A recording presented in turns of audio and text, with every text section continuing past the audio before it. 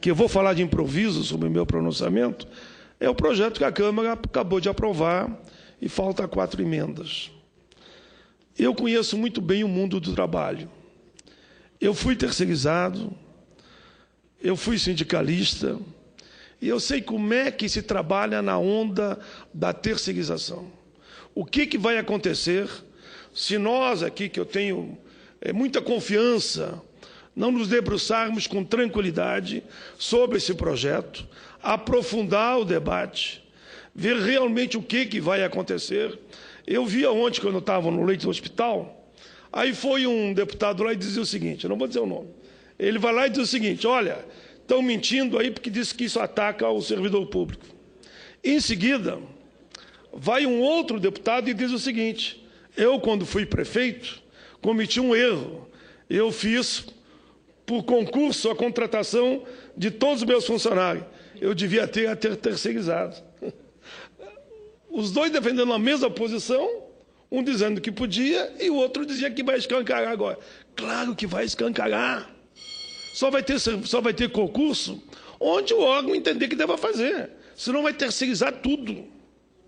Você não acha que um banco vai empregar diretamente ou vai terceirizar o pessoal do caixa, o pessoal ali, os contadores, sou do tempo dos contadores, viu? Tem um meu que era contador. Os que conferem, o contador, claro que vai terceirizar tudo. E o que acontece, infelizmente? Aí vem o tal de gato, existe muito tal de gato, que a gente chama gato, é aquele malandro que monta um escritório e no seu escritório ele contrata 100, 200 pessoas e vai então terceirizar aquele serviço para uma empresa, tipo uma metalúrgica, por exemplo. Só que como nesse projeto a atividade fim vai permitir terceirizar, o cara pega lá e bota lá dentro 100 trabalhadores. O gato recebe o dinheiro, fecha a salinha dele, que é o escritório dele. Como é que esse trabalhador vai receber? Nunca mais. Não vai achar em São Paulo, não vai achar no Rio. É a volta praticamente do regime da escravidão. Por isso, não é que eu não acho que a gente não tem que debater, não tem que discutir, como colocou muito bem Vossa Excelência, senador Dag, achar um caminho. Mas o caminho, para mim, tem que ter 3 premissas que resolvem a questão. Daí tu vai ver que não tem malandragem. Primeiro, a responsabilidade solidária. Quem quiser contratar gato, um escritóriozinho, que monta lá um livro e faz o trabalhador assinar e manda para a empresa, se esse malandro não pagar, a empresa contratante, tipo a Petrobras, vai ter que pagar. E no caso da Petrobras, pela responsabilidade solidária, que assim o tribunal entende, vai ter que pagar, sim, todos os gatos que foram embora lá no Rio Grande do Sul e não pagaram os seus trabalhadores. Mas com essa legalização, como vai ser agora, que a atividade fim pode ser tranquilamente terceirizada, quem é que vai pagar? Ninguém vai pagar. Então, responsabilidade solidária, primeiro. Segundo, se não tem malandragem, a CLT do tempo de Getúlio, vamos dizer o seguinte, todo trabalhador terá direito a receber o que consta na CLT e na Constituição. É o princípio de ser contra o trabalho escravo. E terceiro, senhor presidente, além da responsabilidade solidária, a CLT é dizer também que nessa área eles têm que ter, no mínimo, a mesma segurança que o trabalhador considerado formal, digamos. Por quê? Cada 10 acidentes numa empresa, de 10 acidentes, 8 são terceirizados. São dados do Ministério Público e dos fiscais do trabalho. De cada acidente por morte, de cada 10, 11 são terceirizados. Ou seja, a eles não é dado a mesma segurança que o outro trabalhador. Acidente no trabalho, de cada 10, 7 são terceirizados. Então, alguma coisa está errada.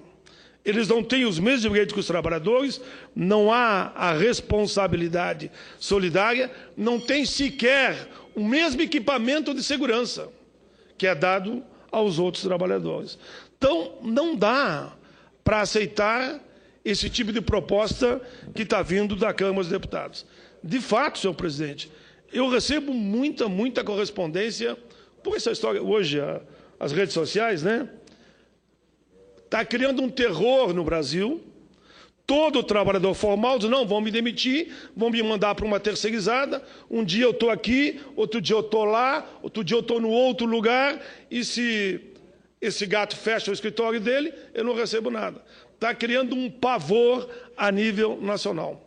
Tanto que, não é que eu defenda isso, cada um vote com a sua consciência, está circulando listas e listas nas redes sociais dos deputados que votaram a favor dessa tal de terceirização, entre aspas, que isso para mim chamaria a volta do trabalho escravo, que é a precarização. Não é a questão para mim de botar lista ou não botar lista. Para mim, é o ato que está se cometendo em prejuízo dos trabalhadores brasileiros. E por isso que essa casa vai ter que, com muito carinho e muito respeito à própria história da CLT e da Constituição, aprofundar o debate aqui.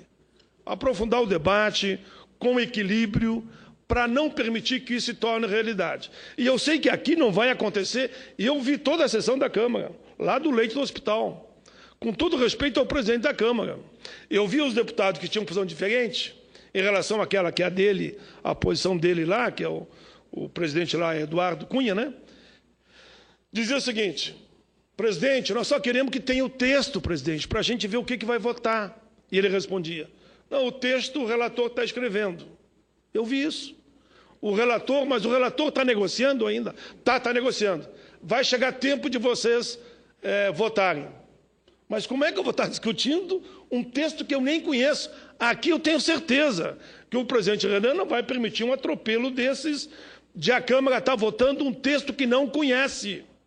Eu vi ali e não teve choro nem vela. E foi para discussão e foi para voto, tanto que ficou 4 destaques para frente. Agora diz, sobre os 4 destaques, você apresenta a tua posição e discute o tema. Mas o texto do relator, eles não tinham posse, não estava ali no plenário. O texto para eles, olha, sou contra isso, sou contra aquilo, ou até concordo com alguma coisa positiva que tivesse naquele texto. Aqui não vai acontecer isso, a gente conhece a casa, faremos o debate num alto nível. Senador, daí que me convidou para dar uma descansada, mas eu me adiantei um pouco, e já na segunda-feira, 9 horas da manhã, na Comissão de Direitos Humanos, nós vamos ter um debate sobre o texto que eu consegui lá na Câmara, aqui no Senado, para começar a debater. E recebo hoje à noite na OAB de Brasília um texto sobre a precarização via essa terceirização e recebo um texto também das 2 MP, que aqui eu concordo com os senadores que se posicionaram. A nossa posição não é só contra a terceirização, é contra essas 2 MP também, que como estão é um crime se aprovar. Tanto a terceirização como as 2 MP. Essa é a coerência, senhor presidente. Eu sou um parlamentar da base do governo, mas falei claramente hoje pela manhã, o senador Dário estava lá, sobre essa situação das 2 MPs. Peço para concluir, senador. Eu vou concluir, senhor presidente. Embora acho que eu não fiquei nos 20 minutos dado depois da hora do dia. Mas tudo bem, presidente. Entendendo até que alguns têm que viajar. Eu dei 30 minutos a Vossa Excelência. Ah, mas eu vi 5 mais 5 ali. Mas tudo bem, presidente. Valeu a intenção de me conceder o tempo. Inclusive, eu nem li o meu pronunciamento, porque eu vi que o tempo estava meio limitado. Então, eu nem li o pronunciamento e fiquei só no improviso. Mas amanhã eu voltarei. Amanhã é sexta. Eu venho com a minha cadeirinha para cá, encosto aqui de novo e vou continuar aprofundando esse debate em cima das 2 MPs e também da terceirização. O que está acontecendo, senhor presidente, é, na verdade, um avalanche sobre o direito dos trabalhadores. E eu não queria que ficasse no meu currículo, depois de 30 e poucos anos no parlamento, que eu participei de uma legislatura onde foi rasgado a CLT, foi rasgado artigos da Constituição, onde retiraram direitos básicos do assalariado brasileiro, conquistado durante toda a história. E olha bem, senhor presidente, e aqui eu concluo e fecho, está se mexendo só nos direitos dos trabalhadores. Só nos direitos dos trabalhadores. Eu lembrei hoje pela manhã, eu disse o seguinte, e no meu entendimento correto, tinha que devolver as 3, né? Devolveu aquela MP que falava que o empregador que pagava sobre 20 sobre a folha passou a pagar 1,5 e 2, e agora veio para cá uma MP que falava em 2,5 e 4,5. Ele devolveu.